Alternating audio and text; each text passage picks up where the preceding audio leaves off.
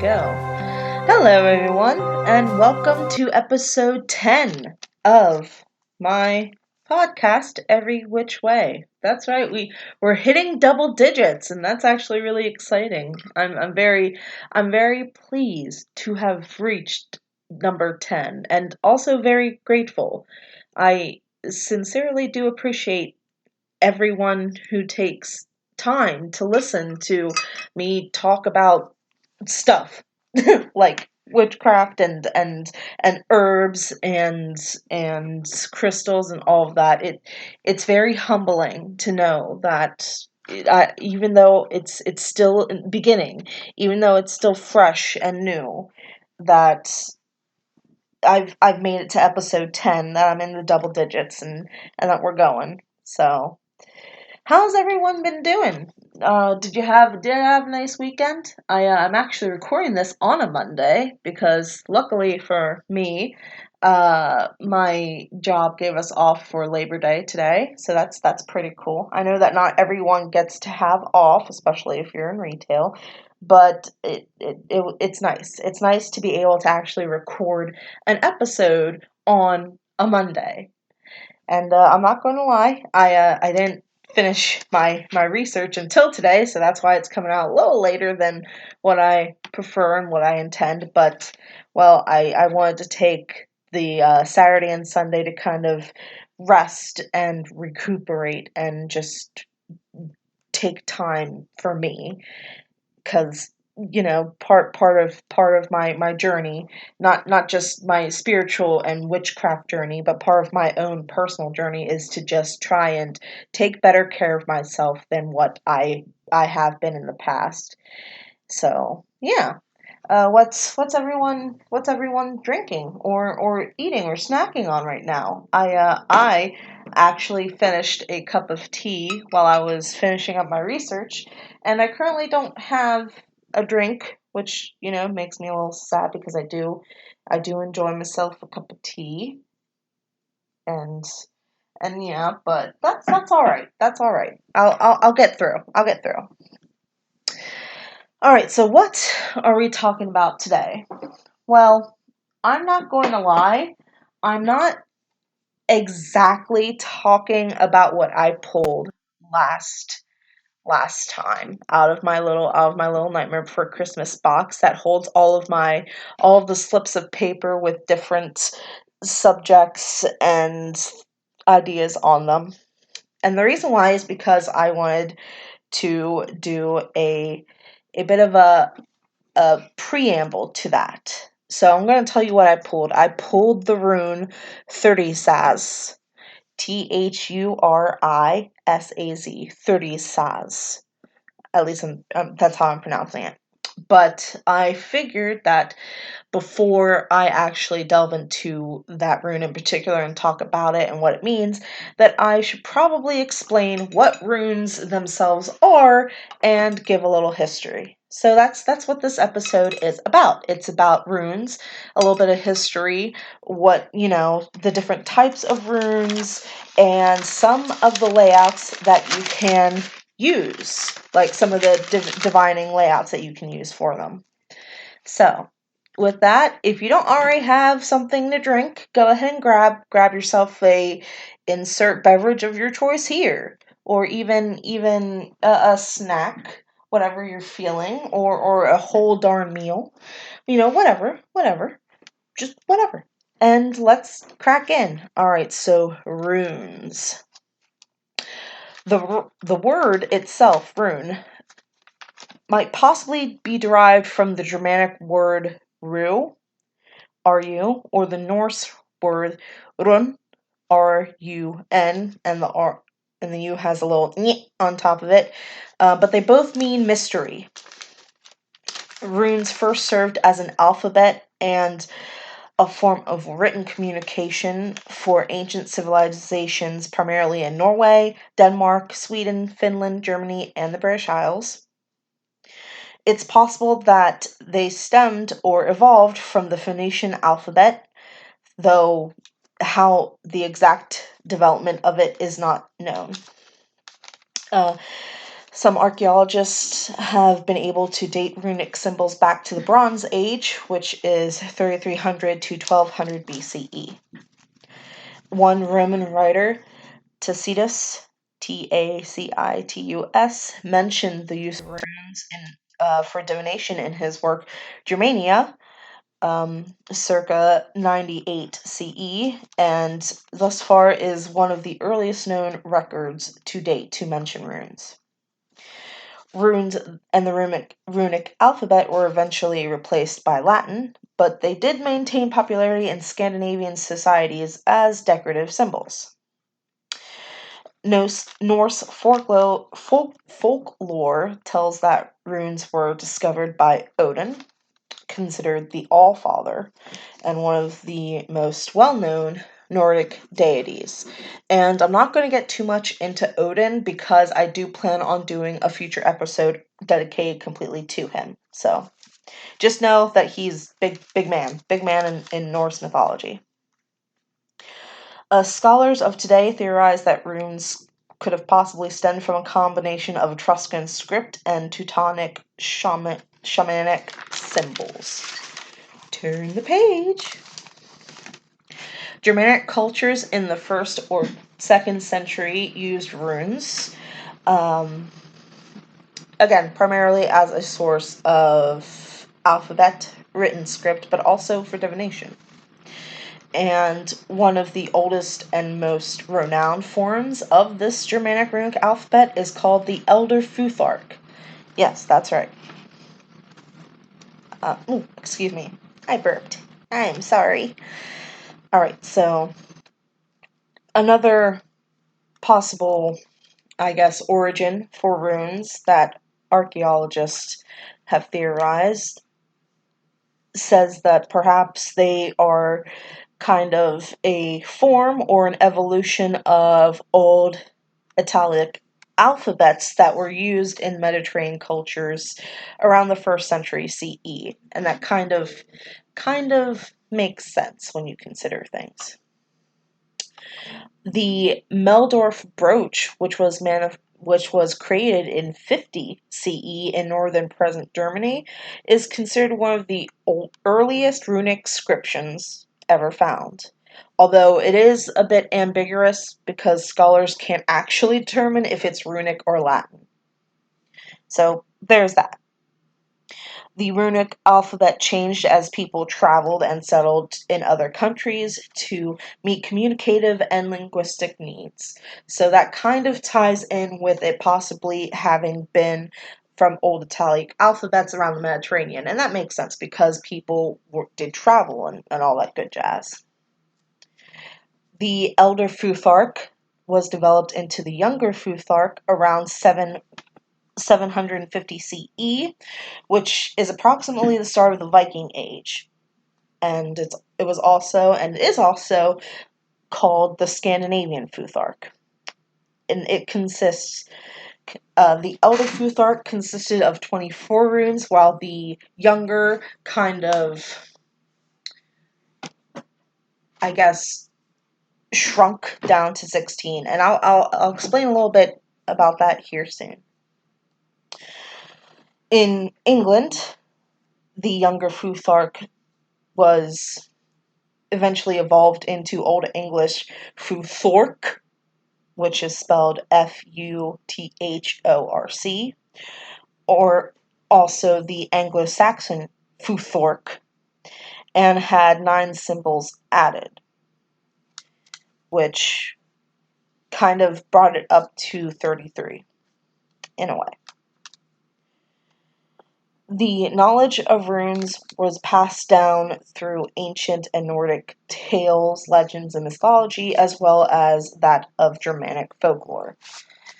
So, and one of the best known, I guess, myths, origins of the runes that states that the runes themselves have existed since the beginning of time, and that Odin stabbed himself and hung for 9 days and nights on the world tree, called Yggdrasil, in a ritual to die a shamanic death and be reborn as Rune Master.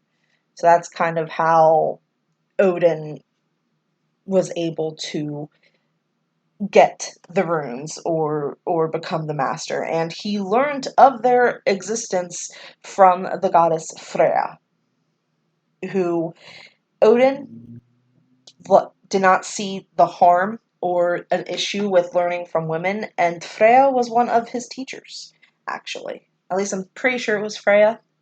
Might have been Frigg. I'm pretty sure it was Freya. It's Freya. Um, yeah, so after she told him, "Hey, buddy, these cool symbols and stuff, they exist," he was like, "Well, I'm gonna go get them," and that's what he did. All right, so I have a little list of some runic alphabets, and I'm gonna list them off here right now, and kind of what they were used for, and all the good jazz. So, all right, here we go. All right, here we go. It's in alphabetical order. Are you ready? Are you ready? Okay, here we go. So, first one I already mentioned, Anglo-Saxon runes. They were most primarily used as a writing, as a language, a written language, and not as a form of divination. They can include up to 33 characters, but don't have to strictly be 33 characters. And they are harder to memorize because of, the 33 characters. Going down to number 2 on the list are the Armanen runes, and these are more modern. These are claimed to be the oldest runes in Nazi Germany, and their magic was perverted towards darker means because they were used by, well, Nazi Germany. But they are not in and of themselves evil or used or bad or anything like that. It was how they were used by the people of by the Nazi party in Germany that led to them having that connotation of being dark and malicious. All right, third on the list is the Dalakir Carlian runes, and is an evolution of the Elder Futhark, Younger Futhark, and Medieval runes. So kind of a combination of all three, and they are strictly like 90% used as a form of writing and not for divination.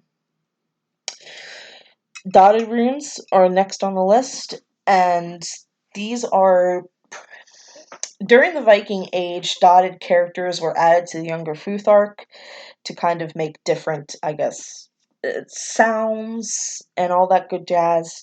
But are used for writing, not for divination.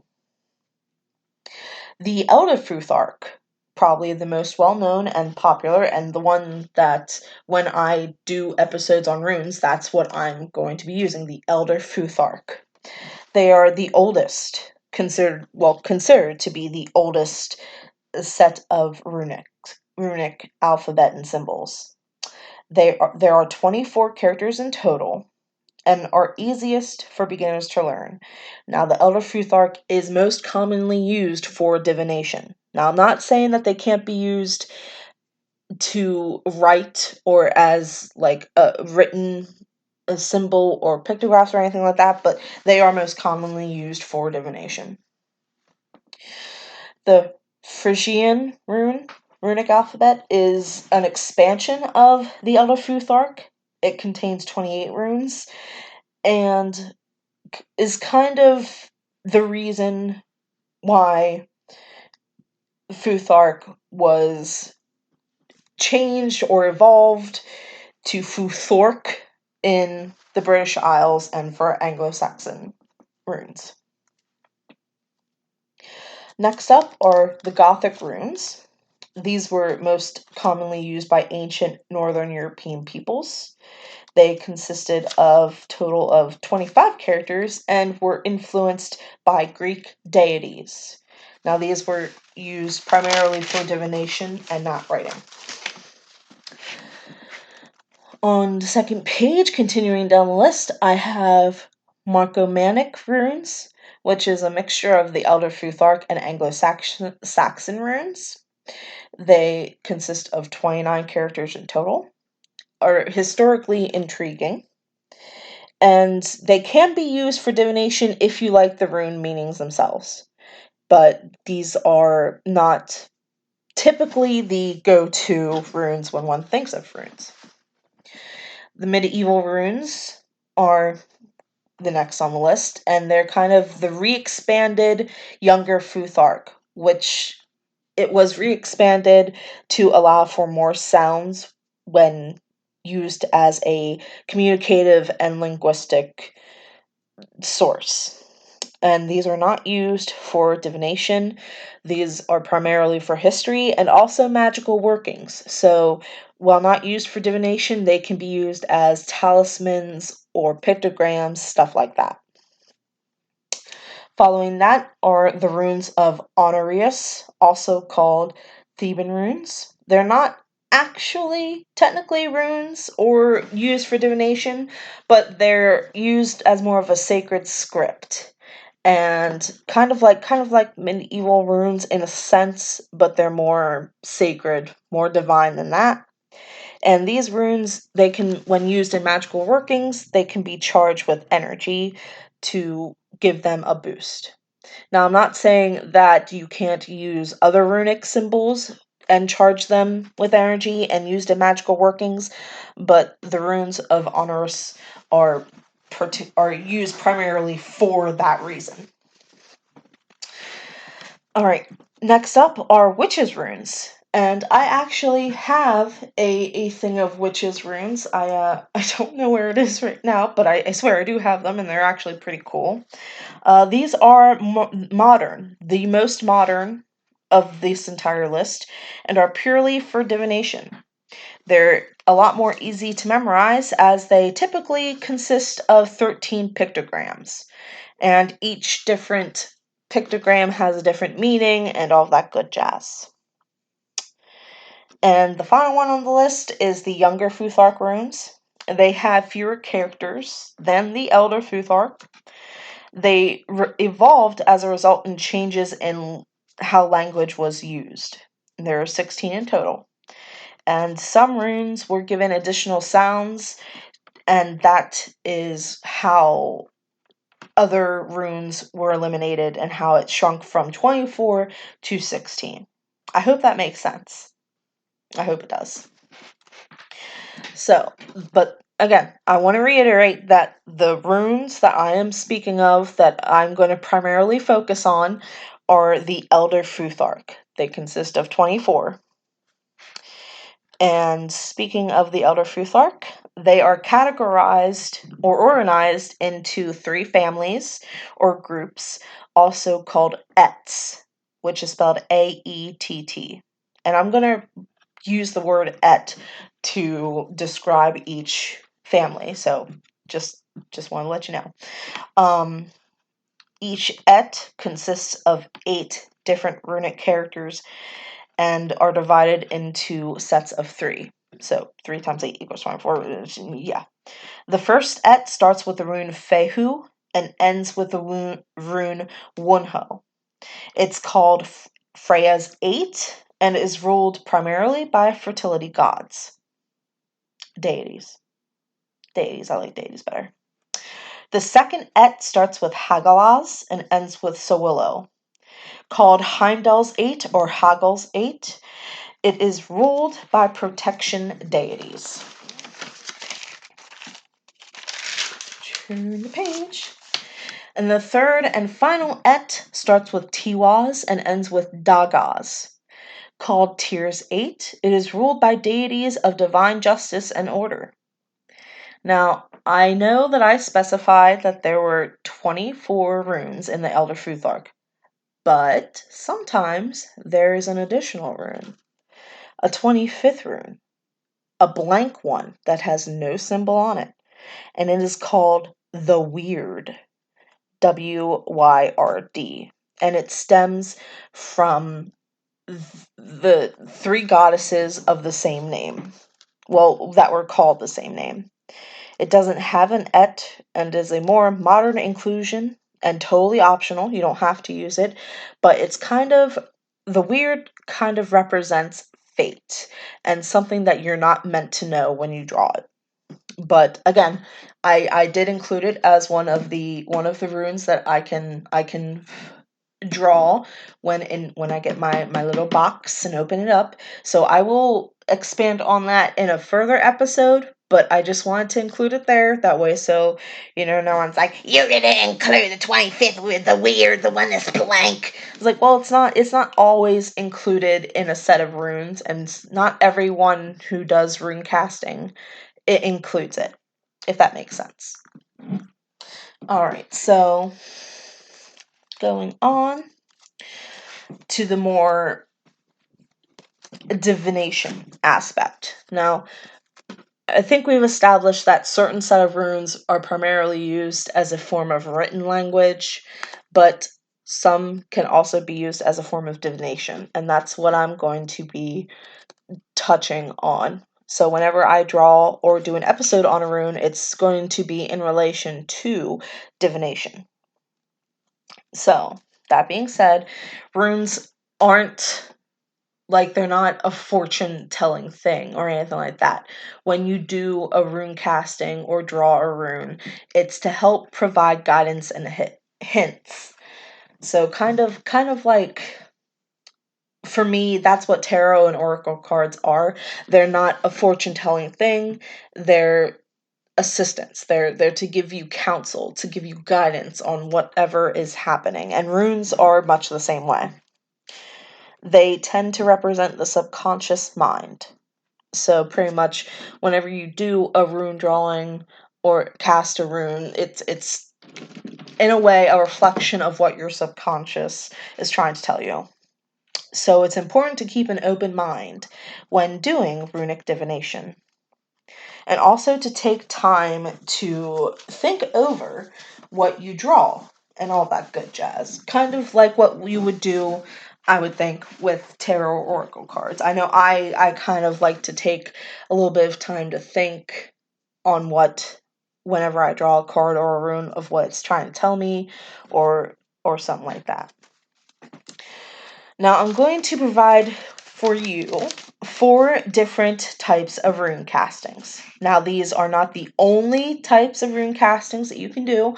There are several others, and plenty of books and all that good jazz offer different kinds of layouts and all of that good jazz. But I just wanted to give 4 examples to include in this episode. So the first one is the most simple and easiest one. It's a single rune casting. So pretty much wherever you have your runes. So like, for example, I don't know if you can hear it, if the mic can pick it up, but I have a set of runes that one of my nearest and dearest friends, Stephanie, made for me. I have them in a little baggie.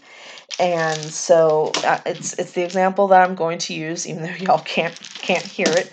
But when doing a single rune cast, you just pull a single rune from the container it's in, and that's the rune. That's your rune for the cast. So simple, easy to remember. Kind of like whenever you do a tarot, a card a day, kind of like that, pretty much. Now, moving on, there is the 3 rune layout, and you pull a total of 3 runes. They're kind of set up in a straight horizontal line, going from 1, 2, and 3. And the first one drawn represents the past, and the place in line, since number 1 is called the place of Urd, URD, and that just is representative of the past. The second one, so rune number 2, is the present, and it's called the place of Verdandi. The third and final rune is the last one in line, and it's called the place of Scaldi, of Skuld, and that is representative of the future. And that's the 3 rune layout. So pretty much past, present, future. Simple, easy to remember. Again, kind of like tarot.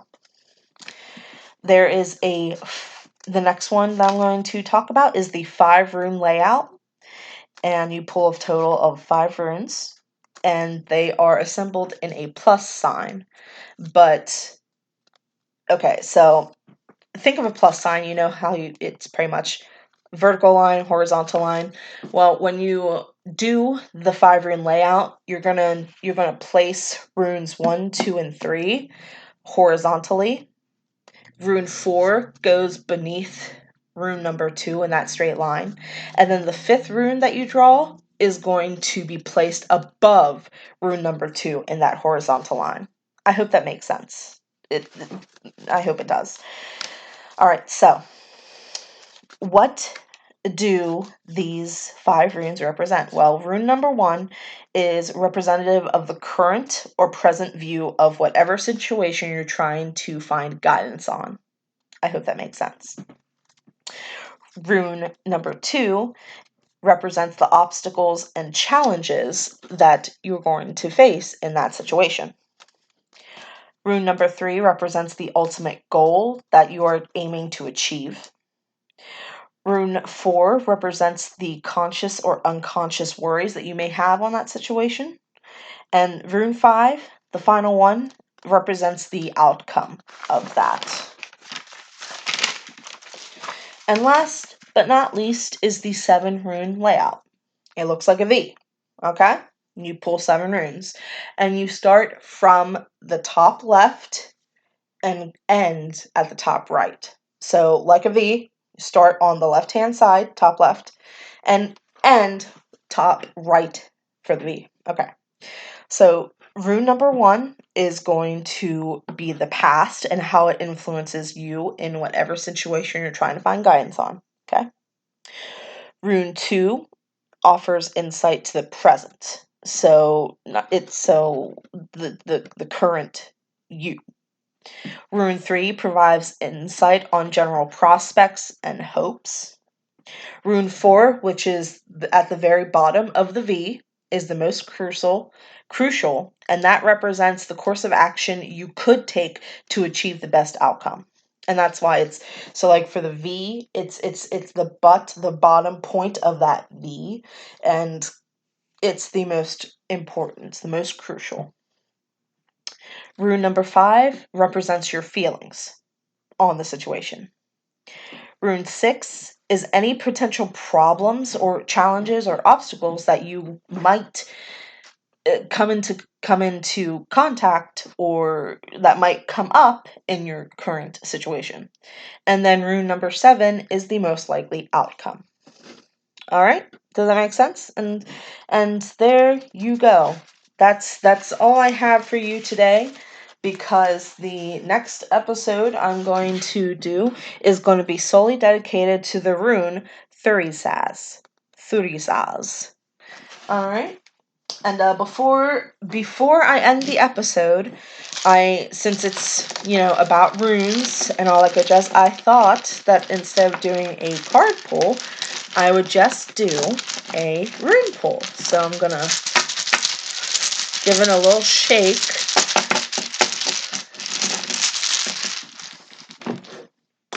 Alrighty, give it a nice little shake. Get my little guidebook, and let's see here.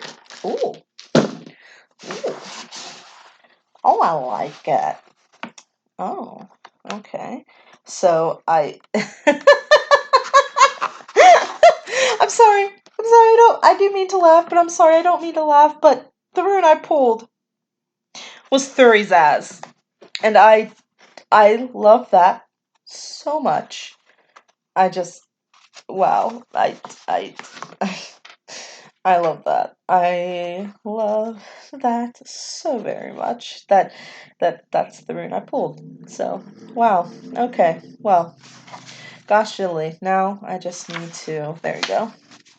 So Thurisaz, gateway, place of non-action, representative of the god Thor. With a gateway for its symbol, this rune indicates that there is work to be done both inside and outside yourself. Thurisaz represents the frontier between heaven and the mundane. Arriving here is a recognition of your readiness to contact the numinous numinous, the divine, to illuminate your experience so that its meaning shines through its form. Thurizaz is a rune of non-action. Thus, the gateway is not to be approached and passed through without contemplation. Here you are being confronted with a clear reflection of what is hidden in yourself, what must be exposed and examined before right action can be undertaken. This rune strengthens your ability to wait. Now is not a time to make decisions. Deep transformational forces are at work in this next to last of the cycle runes. So there you go. All right, a rune of non-action. How fitting. How fitting, considering. All right, before I end the episode, I wanted to recite a little poem for that is in the very front of the Book of Runes by Ralph H. Blum. And it's titled The Speech of the High One. Here we go. I know I hung on that windswept tree, swung there for 9 long nights, wounded by my own blade, bloodied for Odin, making an offering to myself, bound to the tree that no man knows, whither the roots of it run. None gave me bread, none gave me drink. Down to the deepest depths I peered, until I spied the runes. With a roaring cry, I seized them up, then dizzy and fainting I fell. Well-being I won, and wisdom too. I grew and took joy in my growth. From a word to a word, I was led to a word, from a deed to another deed. And that was the Poetic Edda, and that circulated around 1200 CE. I just wanted to end on that because that's kind of, again, the origin of how runes in mythology were retrieved. Alrighty, well, friends and foes, friends and family, I thank you for taking the time to listen to my episode, my podcast, for just giving me the opportunity, the chance to, I guess, educate and entertain. And I would greatly appreciate it if you could rate this episode and past episodes. Help a sister out, help a witch out, help her grow, and all that good jazz. I would deeply appreciate it. I'll take anything. I'll take anything. I'll take a 5-star or a 1-star. Do you want to tell me what you liked, what you didn't like, what I could improve, what topics you want me to cover in a future episode. Anything I deeply appreciate. So, once again, I want to thank you, and I hope that you all have a marvelously magical Monday, and I'll see you witches in the next episode. Bye!